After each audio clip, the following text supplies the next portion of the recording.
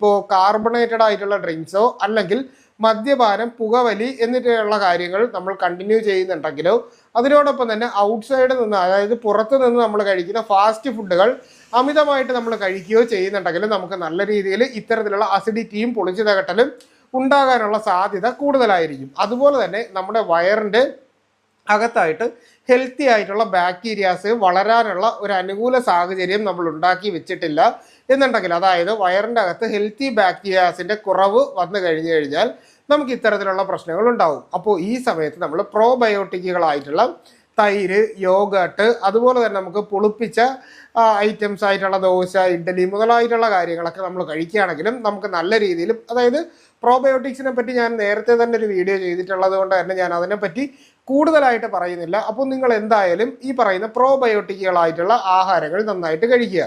അതിനോടൊപ്പം തന്നെ fibre content നമ്മുടെ ശരീരത്തിലേക്ക്